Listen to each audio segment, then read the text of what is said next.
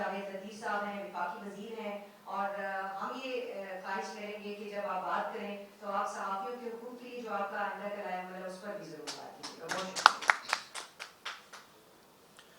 جی بسم اللہ الرحمن الرحیم. سب سے پہلے تو میں شکر گزار ہوں نیشنل پریس کلب کے صدر, دیگر عہدیداران اور اپنی چھوٹی بہن کا کہ انہوں نے مجھے یہاں آنے کا موقع دیا, اور میں آزادی اظہار کے ستون, اس علم کو بلند رکھنے والے جن سے ہم لوگ سیکھتے ہیں, ہمیں حوصلہ ملتا ہے. زندہ قومیں, آزاد قومیں کبھی بھی نہ آزاد رہ سکتی ہیں, نہ غیرت مند رہ سکتی ہیں, نہ جرأت آ سکتی ہے اگر آزادی اظہار کے قائدین, اکابرین اگر ان میں جھول نہ آئے تو ہمیشہ قومیں ان ستونوں کو یاد بھی رکھتی ہیں اور ان سے سیکھتی ہیں. تو میں اکابرین شہزادہ ذوالفقار صاحب, انتہائی محترم ناصر زیدی صاحب اور میرے انتہائی محترم بٹ صاحب, دیگر اکابرین, السلام علیکم. میں سمجھتا ہوں کہ یہ جو آپ رول ادا کر رہے ہیں یہ کوئی ایک طبقے کے لیے نہیں ہے, یہ ہمیشہ ایک قوم کی رہنمائی کے لیے, شعور دینے کے لیے, نوجوان نسل کو ایک راستہ دکھانے کے لیے, منزل کی نشاندہی کرنے کے لیے, جو آپ لوگ مصیبتیں اٹھانے کے باوجود اس پر ڈٹے ہوئے ہیں. اگر کوئی ہوا کا, تازہ ہوا کا جھونکا ان حالات میں بھی ہے تو وہ آپ کی بدولت ہے. میں سمجھتا ہوں کہ جو میری بہن بات کر رہی تھیں کہ ہمیں امید ہے, تو میں امید کی بات نہیں, میں یقین سے یہ بات کہتا ہوں کہ 40-45 سال جو جدوجہد اور کوشش کی, اس کا بنیادی مقصد یہی ہے کہ آئین قانون کی بالادستی ہو. اور جس معاشرے میں, جس سوسائٹی میں, جس ریاست میں یہ ختم ہو جائے وہاں پھر فساد, وہاں لسانی گروہ جنم لیتے ہیں.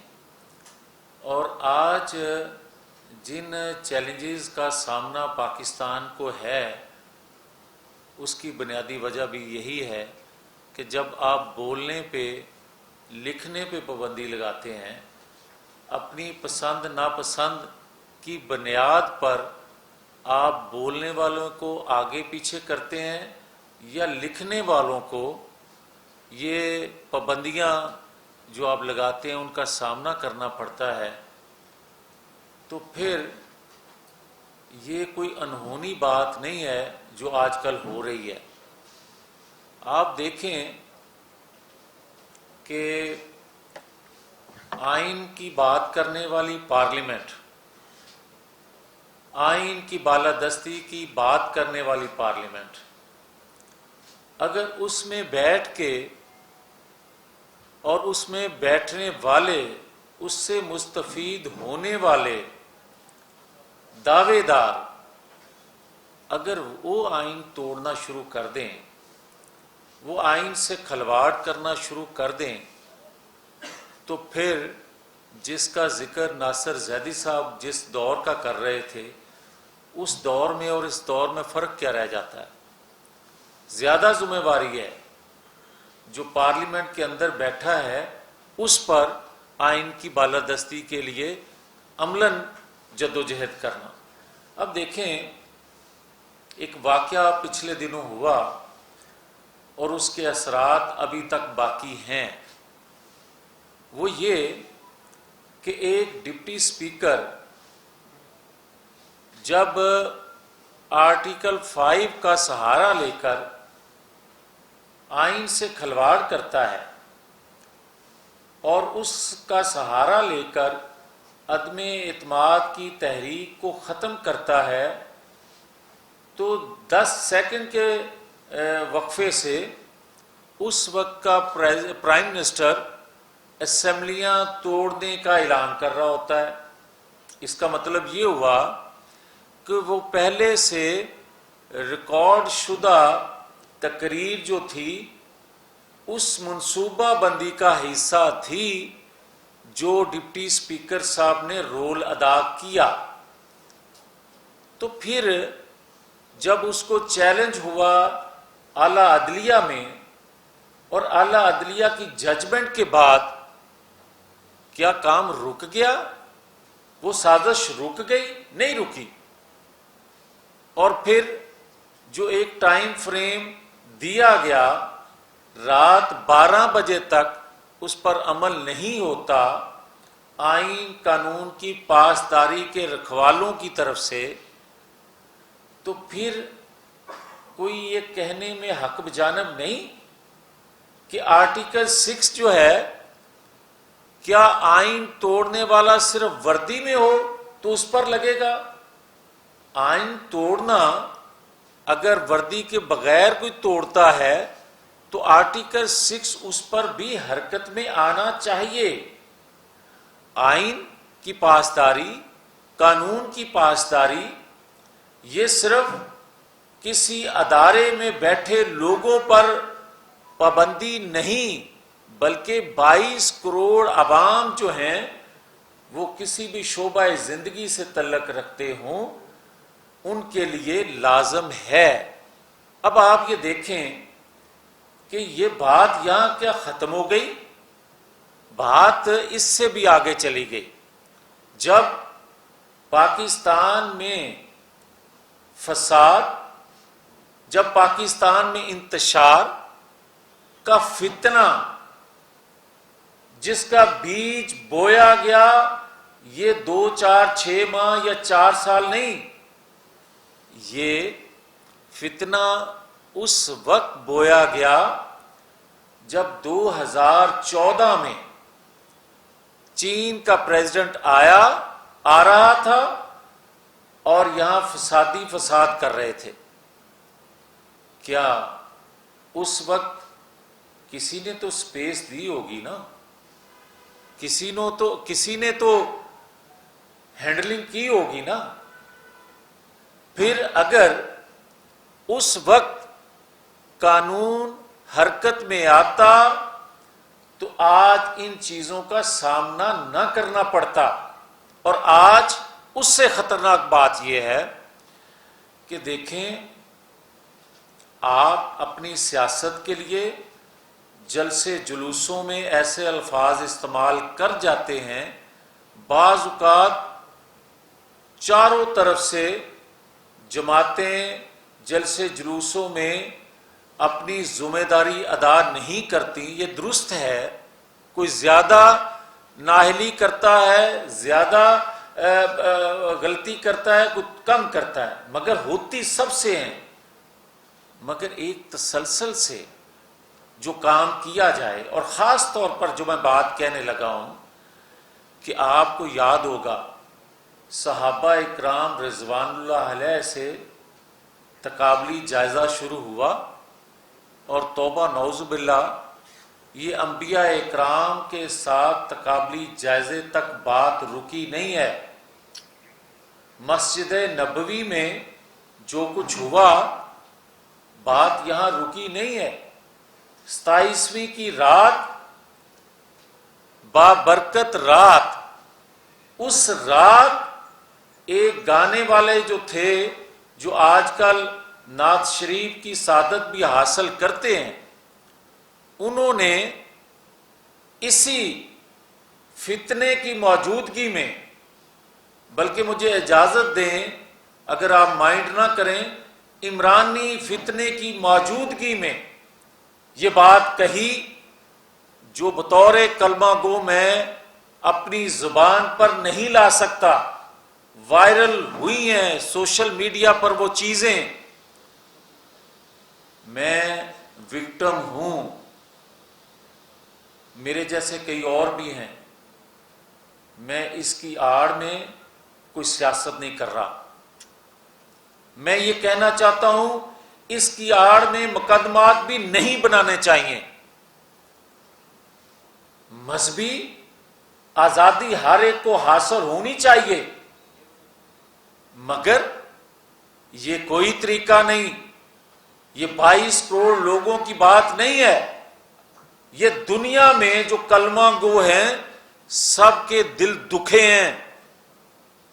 اس لیے میں آج بھی کیبنٹ میٹنگ میں یہ بات ضرور کروں گا، کیونکہ یہ ایک جماعت کی حکومت نہیں ہے، یہ قومی حکومت ہے. میں آج تمام جماعتوں کی لیڈرشپ وہاں موجود ہوگی، یہ بات کہوں گا کہ تمام مکاتب فکر کے علماء اکرام کو زحمت دی جائے، بلایا جائے، اور تمام پولیٹیکل فورسز بھی ساتھ بیٹھیں.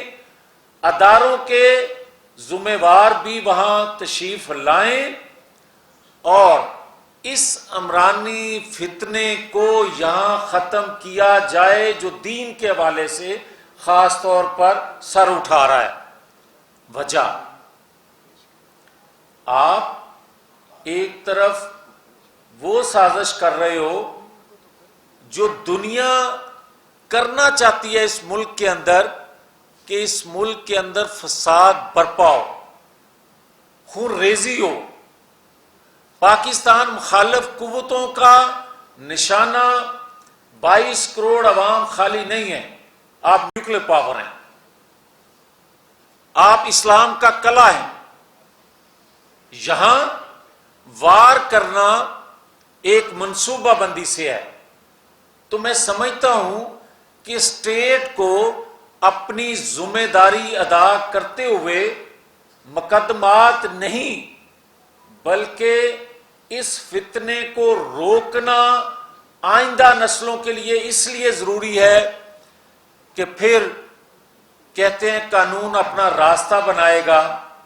میں سمجھتا ہوں کہ یہ جلسے جلوس کرے، کچھ اور کرے، کوئی ضرورت نہیں اس کو گرفتار کرنے کی. میں سمجھتا ہوں سب سے ضروری بات یہ ہے کہ آپ ہر حال میں اس عمرانی فتنے کو، پاکستان کو بچانے کے لیے اس فتنے کو روکا جائے. اور جب یہ کہا جا رہا ہے، میں بات لمبی کر گیا مگر میں یہ دکھی دل سے ان شخصیات کی موجودگی میں بات کرنے کی جسارت کر رہا ہوں جن سے ہم سیکھتے ہیں. یہ بات اس لیے کر رہا ہوں کہ یہ قومی ملی فریضہ ہے. یہ بات اس لیے کر رہا ہوں کہ غیر مقبول فیصلہ عدم اعتماد کا جو ہم نے لیا اس کی بنیادی وجہ یہ تھی، اور بھی کئی وجوہات ہوں گی ہیں، مگر نیوکلیر پروگرام تک رسائی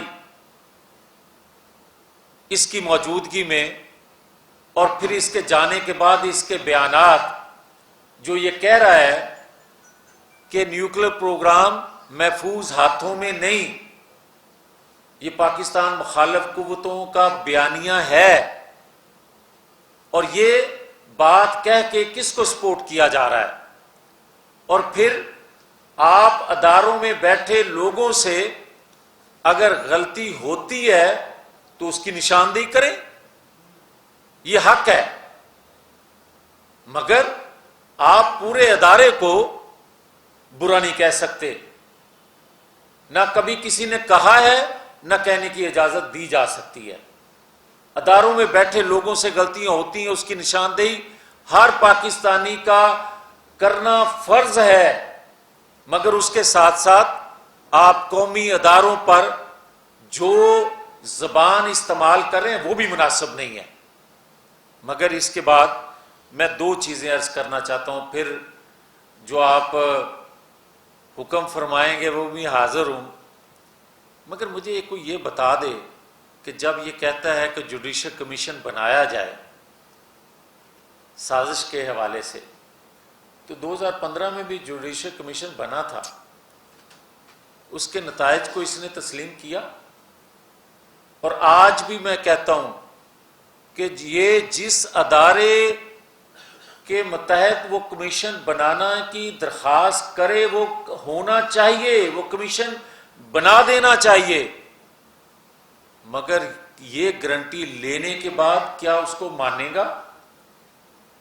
یہ گارنٹی پھر لینے کے بعد کہ 2014 میں جو کچھ ہوا تھا وہی ادارہ کا کمیشن پھر 2014 کے لیے بھی بنے، 2017 کے لیے بھی کمیشن بنے کہ اقامہ پہ پاناما کیسے نکلا۔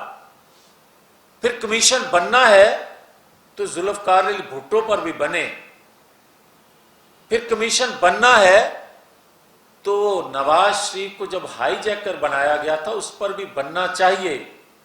آپ سازش کی بات کرتے ہو، جو نیوکلیر پاور بنانے کی بنیاد رکھے سازش اس کے خلاف ہوتی ہے، جو نیوکلیر پاور بنانے کا تجربہ کرے اس کے خلاف سازش ہوتی ہے، جو پاکستان کو سی پیک کا تحفہ دے، آنے والی نسلوں کو خوشحالی دینے کا ایک بنیاد رکھے، سازش اس کے خلاف ہوتی ہے۔ آپ بتاؤ 4 سالوں میں آپ کی کارکردگی، آپ سازش کے علاوہ اس کو بیچنے کے علاوہ بتاؤ کہ آپ 4 سالوں میں کوئی ایک کام ایسا آپ نے کیا ہو جس کی بنیاد پر آپ لوگوں کو آج گمراہ کر سکو۔ کوئی ایک کام نہیں ہے۔ سو میں کہنا یہ چاہتا ہوں کہ کمیشن بھی بنے، نئے الیکشن کی بات کرتا ہے، 4 سال تو ہم کہتے رہے کہ فوری انتخابات ہونے چاہیے، فوری انتخابات آج بھی کہتے ہیں کہ ہونے چاہیے۔ پھر آؤ بیٹھ کے معذرت کرو کہ جو ریفارمز الیکشن کے حوالے سے تم لے کر آئے یک طرفہ وہ غلط تھی، اور چلیں کسی اور رولز الیکشن رولز پر اتفاق نہیں بھی کرتے تو 2018 کے جو انتخابات ہوئے جن رولز کے تحت ہوئے، آؤ بیٹھ کر کہو کہ اسی پر الیکشن کروانے کے لیے تیار ہیں، صبح الیکشن کروا لو۔ ہم الیکشن سے بھاگنے والے نہیں ہیں، مگر جس اسمبلی کو غیر آئینی ہم کہتے رہے 4 سال، وہ آئینی کیسے ہوئی؟ ہم نے غیر آئینی طریقے سے آپ کو ہٹایا نہیں ہے، آئینی طریقے سے ہٹایا، اور آج آپ اس اسمبلی کو غیر آئینی، غیر منتخب اور گالیاں اس اسمبلی کو دے رہے ہو، تو پھر بتاؤ 4 سال کس حیثیت سے تم وزیر اعظم اسی اسمبلی سے رہے؟ تو آج قبول کرو یا آ کے الیکشن ریفارمز کے لیے اپنا رول ادا کرو، تاکہ آئندہ انتخابات جب ہوں اس کے نتیجے پر کوئی انگلی نہ اٹھا سکے۔ یہ ہے ضرورت جس کے لیے ہم آپ سے ٹائم مانگ رہے ہیں، آپ کو کہتے ہیں کہ یا صبح آ جاؤ یا وقت کے ساتھ ہم ریفارمز لے کر آئیں گے۔ آپ کا بہت شکریہ، مہربانی کہ آپ نے برداشت کیا، شاید اپنے اکابرین کی وجہ سے برداشت کیا۔ عوام کا مسئلہ آئین، عوام کا مسئلہ اسمبلیاں، عوام کا مسئلہ باقی معاملات نہیں ہے، ان کا مسئلہ مہنگائی ہے۔ آپ یہ بتا دیں کہ جو جس طرح کی معاشی صورتحال آپ تک پہنچی ہے، کس حد تک کنٹرول کریں گے اور کب تک کنٹرول کریں گے؟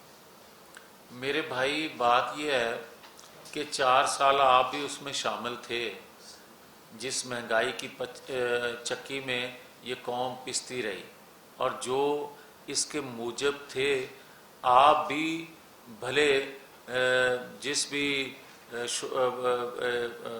چینل سے تعلق رکھتے ہوں، مگر آپ بھی متاثر تھے، آپ بھی جولیاں اٹھا کر دعائیں کرتے تھے کہ کدوں اینا کو جان چھٹے گی۔ مگر کیا ہو گیا کہ 25 دنوں کے اندر لوگ اگر یہ کہتے ہیں کہ ان کی ہمدردیاں لوگوں کی اس کے ساتھ ہو گئیں، کیا پاکستان کے اندر مہنگائی پہلے سے ڈبل ہو گئی؟ 25 دنوں کی حکومت جو ہے، جو انتظامی ڈھانچہ یہ تباہ کر کے گیا ہے، جو بیڈ گورننس اس نے دی، معیشت کو تو چھوڑ دیں جو تباہی ہوئی، چھوڑ دیں کہ روپے کی قدر کتنی کم ہو گئی، ڈالر کی اونچی اڑان ہو گئی، چھوڑ دیں، مگر گورننس، انتظامی ڈھانچہ بہتر کرنے میں کچھ وقت لگ رہا ہے، اور کچھ ریلیف لوگوں کو انتظامی ڈھانچہ اپنے پاؤں پر کھڑا کرنے سے ریلیف محسوس ہونا شروع ہو گیا ہے، کچھ ٹائم لگے گا بہتری لاتے ہوئے۔ جی صاحب، آپ نے بڑا سنگین الزام عائد کیا ہے کہ ایکٹنگ پروگرام تک رسائی عمران خان کی حکومت نے دی گئی، اس وجہ سے عدم اعتماد آئی ہے، تو اس کو تھوڑی سی ڈیٹیل بتائیں کہ ایکٹنگ پروگرام تک رسائی کیا عمران حکومت نے دی ہے اور کس حد تک رسائی دی گئی اور موجودہ حکومت کیا اسٹیپ لے گی؟ دیکھیں، بات یہ ہے کہ اگر عالمی قوتیں اور خاص طور پر مالیاتی ادارے جن سے آپ ہاتھ اٹھاتے ہیں، جولی اٹھا کے پیسہ مانگتے ہیں، ان کی اپنی ترجیحات ہوتی ہیں، وہ اپنی ضرورت کے تحت آپ سے ڈیمانڈ کرتے ہیں، اور جو مہنگائی کا سیلاب 4 سالوں میں آیا تھا وہ آپ پورا کر چکے، اور جو ان کی طرف سے شرائط تھیں وہ پوری نہ کر سکے۔ اب مزید پیسہ لینے کے لیے آپ کے پاس اگر کوئی چیز رہ گئی ہے، یا آپ پر پابندیاں لگانے کے لیے، رسائی حاصل کرنے کے لیے آپ نے ہر چیز گروی رکھنے کے بعد کوئی چیز بچی ہے، تو یہی بچی ہے۔ میں اس سے زیادہ اس پر، کیونکہ حساس ایشو ہے، میرا پاکستان ہے، اس کے لیے پاکستانی قوم نے کہا جاتا تھا کہ بھوکے ننگے رہ لیں گے مگر پاکستان کے دفاع کو ناقابل تسخیر بنائیں گے۔ یہ کسی ایک کو کریڈٹ نہیں جاتا، پوری پاکستانی قوم نے اس کے لیے اپنی قربانی دی ہے، اپنی خواہشات کی قربانی دی ہے، تو اس کو ہر صورت ہم محفوظ رکھیں گے۔ جی ہم جاوید صاحب، میرا سوال آپ سے یہ ہے کہ آپ کی جو ساری گفتگو اور جو تقریر ہے اس کے 2 نکات اگر میں سمجھوں تو وہ کہا جا سکتا ہے کہ ایک ایٹمی پروگرام ایک مذہبی حوالے سے مذہب کو متنازع بنانے کی کوشش یا اس کو سیاست کے لیے استعمال کرنے کی جو کاوش اور آئین کو متنازع بنانے کے حوالے سے، ایک تو ماضی میں ڈکٹیٹر یہ کام کرتے رہے اور یہ پاکستان کی تاریخ میں پہلی مرتبہ ہے کہ سویلین آئینی عہدوں پہ بیٹھی ہوئی شخصیات جو ہے وہ یہ اس آئین شکنی کے مرتکب ہو رہے ہیں، وہ عدلیہ کے فیصلوں میں بھی موجود ہے۔ پاکستان کو ماضی میں بھی سرزمین بے آئین جو ہے وہ رکھنے کی اور کرنے کی کوششیں اور کاوشیں ہوتی رہی۔ ایک تاثر یہ ہے کہ اب بھی بہت ساری طبقات اور عناصر جو ہے وہ پاکستان کے موجودہ آئین کو دل سے تسلیم نہیں کرتے، اور ان میں ایک طبقہ قادیانیوں کا بھی۔ آپ کیا سمجھتے ہیں کہ موجودہ سینیریو کے اندر اس عمران خان کے برسر اقتدار آنے سے پہلے امریکی صدر سے ملاقاتیں بھی اور قادیانیوں کی ملاقاتیں امریکی صدر سے وہ بھی موجود ہیں، اس سارے سینیریو میں آپ کیا سمجھتے ہیں کہ جب پولیٹیکل کوئی بھی فورس نیا آئین بنانے کی پوزیشن میں نہیں، اس میں امینڈمنٹ کرنے کی متفقہ پوزیشن میں نہیں، یہ کیا ہے اور اس کو کہاں پہ کیسے روکا جا سکتا ہے؟ شکریہ۔ میں گزارش کروں گا، میرے لیے آپ بڑے محترم ہیں، میں گزارش پہلے بھی کر چکا ہوں، دوبارہ سے دہرا دیتا ہوں کہ اس کی آڑ میں کسی کے خلاف کفر کا فتویٰ یا مقدمات نہیں بننے چاہیے۔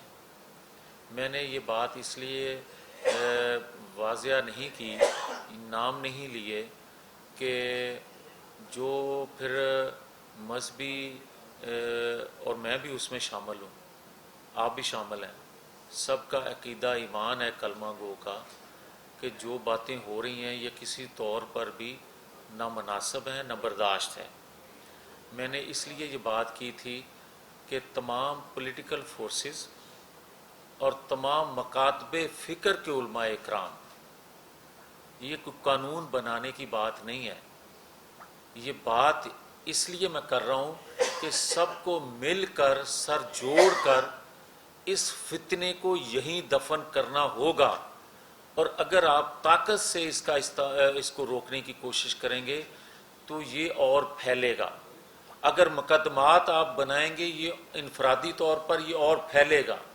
میں یہ کہہ رہا ہوں اور میری رائے ہے، باقی جو کیبنٹ فیصلہ کرے، اسٹیٹ فیصلہ کرے، اسٹیٹ کے ادارے فیصلہ کریں، کیونکہ یہ میری رائے مقدم نہیں ہے، میری ایک رائے ہے تمام اداروں کی، اپنی اپنی ان پٹ آؤٹ پٹ وہ دیں اور اس کے بعد اس پر کوئی فیصلہ ریاست کرے تاکہ دوبارہ کسی کو اس طرح کی جرت نہ ہو۔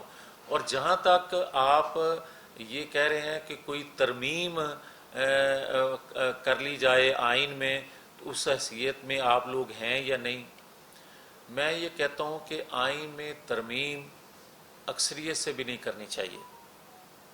میں سمجھتا ہوں کہ ہمیشہ مقدس 73 کے آئین کو اس لیے سمجھا جاتا ہے کہ وہ کنسنسس سے ہوا، متفقہ ہوا۔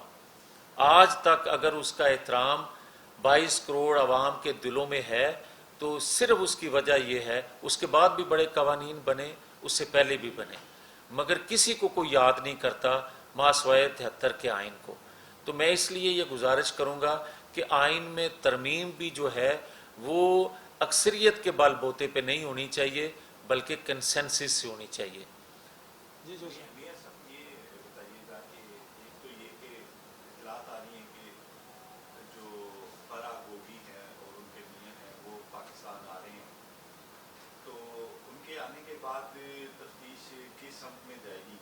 جو ان کے بظاہر تو اثاثہ جات ہی ہے، کیا مطلب یہ بھی دیکھا جائے گا کہ وہ کس کے فرنٹ میں ہے، اس میں آگے کیا ہوگا؟ دوسرا یہ کہ جو باتیں جلسوں میں عمران خان جو زبان استعمال کر رہے ہیں، کیا انہیں کسی سمت سے کسی کی آشیرواد بھی حاصل ہے یا وہ ذاتی کیپیسٹی میں باتیں کر رہے ہیں؟ شکریہ چوئی صاحب۔ میں گزارش کروں گا جو پہلی آپ نے بات کی، اس حکومت میں، اور خاص طور پر میں بات دوبارہ سے دہرا دوں، یہ مسلم لیگ کی حکومت نہیں ہے، یہ ایک قومی حکومت ہے، اور ہماری ترجیح یہ نہیں ہے کہ 50 میڈیا کوآرڈینیٹر کو روز میٹنگ میں بلائیں آپ، اور اس وقت کا پرائم منسٹر میٹنگ لے اور شام کو اس کو ہدایت ہو کہ یہ گالیاں دینی ہیں اپنے مخالفین کو، یا آج کا بیانیہ یہ ہوگا۔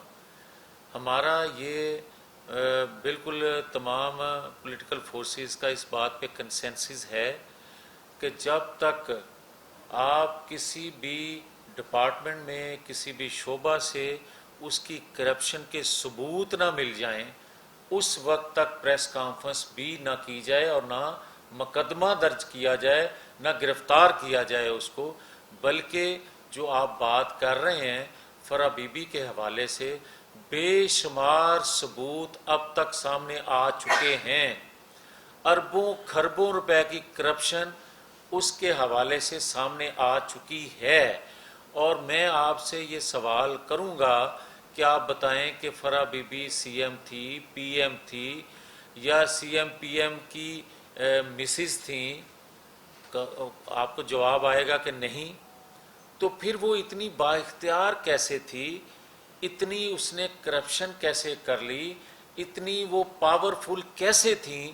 اس کا کنیکشن جو تھا وہ بشرا بی بی سے تھا، اور بشرا بی بی کون تھی؟ وہ اس وقت کے جو پرائم منسٹر تھے ان کی مسز تھیں۔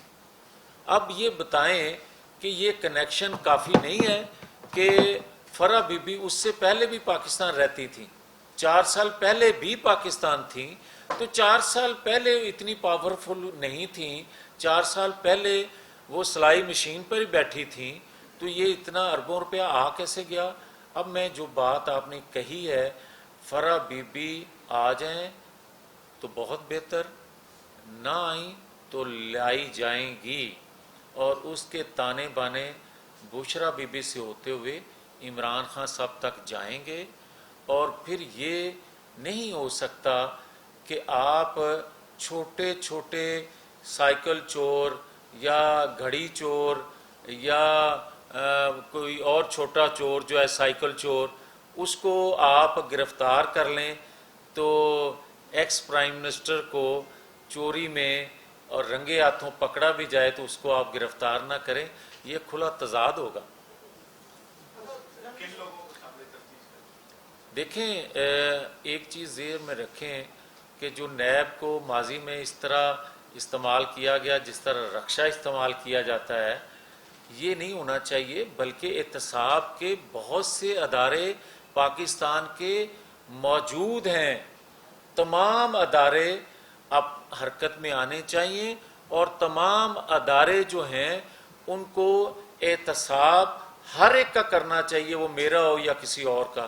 اور دوسرا جو آپ نے سوال کیا تھا غالباً چوئی صاحب، کہ یہ بیان کسی کی ماں پہ ہاں دیکھیں چوئی صاحب، میں شاید یہ مناسب نہیں تھا میرے لیے کہنا، مگر کیا مجھے آپ بتا سکتے ہیں کہ عمران خان جس طرح پچھلے 25-30 دن سے ہی نہیں بلکہ 2012 سے، جب وہ کہتا تھا سول نافرمانی، جب وہ کہتا تھا ہنڈی کے ذریعے پیسہ بھیجیں، جب وہ بل جلایا کرتا تھا، جب وہ کہتا تھا کہ ٹیکس نہ دیں، جب وہ اکسایا کرتا تھا لوگوں کو پی ٹی وی پر حملے کے لیے، اسمبلی پر حملے کے لیے، پرائم منسٹر ہاؤس پر حملے کے لیے، پولیس وین سے ملزموں کو چھڑوا لیا کرتا تھا خود، اور نام لے کر اداروں میں بیٹھے لوگوں کو گالیاں دھمکیاں دیا کرتا تھا، تو اس وقت بھی لاڈلے کے لیے سپیس موجود تھی، اور آج اقتدار سے ہٹنے کے بعد بھی وہ اسی روش پر چل رہا ہے، کوئی قانون حرکت میں نہیں آ رہا، تو پھر سپیس تو آج بھی موجود ہے لاڈلے کے لیے۔ بہت شکریہ میاں صاحب۔ تھینک یو جی۔ Thank you.